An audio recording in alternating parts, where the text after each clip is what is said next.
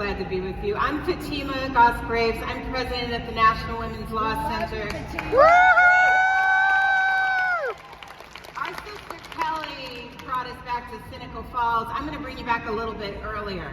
We love you! So about 250 years ago, Abigail Adams wrote a letter to her husband John Adams and to the Continental Congress, and I want to tell you what she said. She said, "Remember the ladies and be more generous and favorable to them than their ancestors." She then warned, if particular care and attention is not paid to the ladies, we are determined to foment a rebellion. And we will not hold ourselves bound by laws in which we have no voice and no representation. So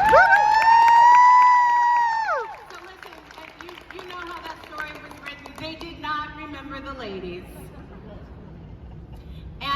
And women in this country, and in particular Black and brown women, but also LGBTQ individuals, disabled people, we were not given what we needed in this country.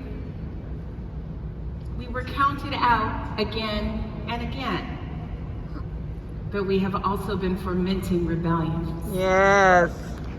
Those rebellions have been guided by activists and brave voices in this country again and again who were closest to the pain of injustice.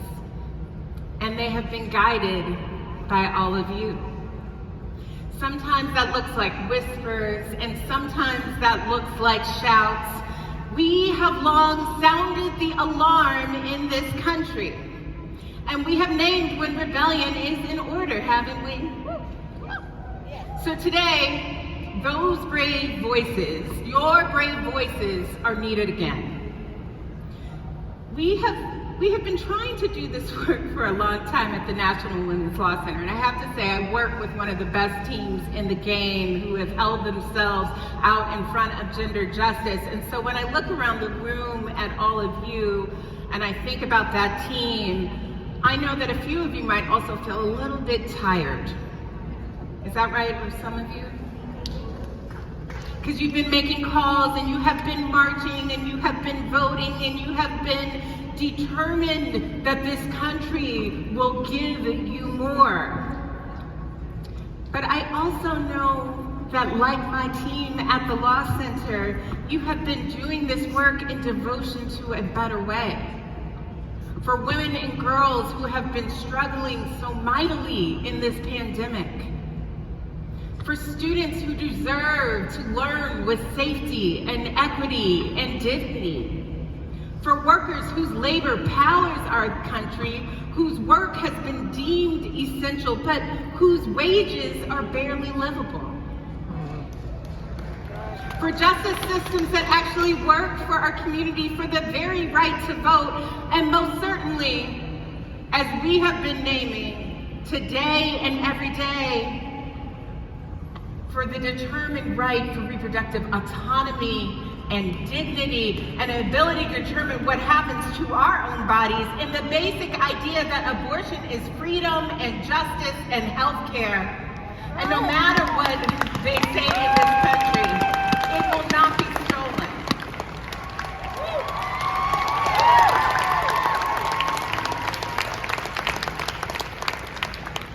So now is not the time to limit our ambition or our agenda to what we can accomplish in a single year. And I will say to you, as someone who lives and works in Washington, D.C., now is for sure not the time to limit our agenda to what someone tells you is politically possible. That's right. Because being on the road ahead, it won't be easy. And in fact, there will be days that feel rockier than what we have experienced so far. I can almost promise that. But there will be so many days where we have glimmers of hope along the way. Like when the first Black woman on the Supreme Court justice took her oath recently. That gave me hope. Yes!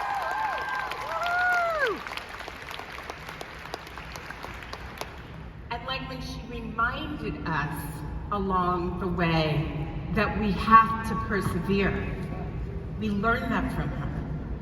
There are going to be moments in this country when all we can say is what the, or all we can say is how, or all we can say is, and we will pause and remind ourselves that we must persevere. I'm going to end with a story. I was raised as one of 3 girls, and my mother had a rule. That rule was pretty simple. It was take your sister with you.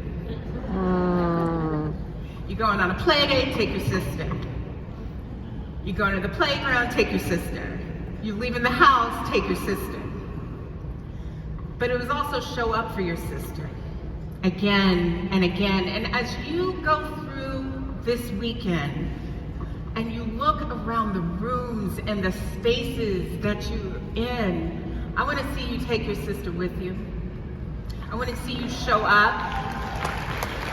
You will see friends, you will see strangers, you will meet allies. Take them with you, hold them close, and see their power. Because it begins today, the power begins today. And if you can see it in them, they can see it with you. Take it, use it, own it, let's go.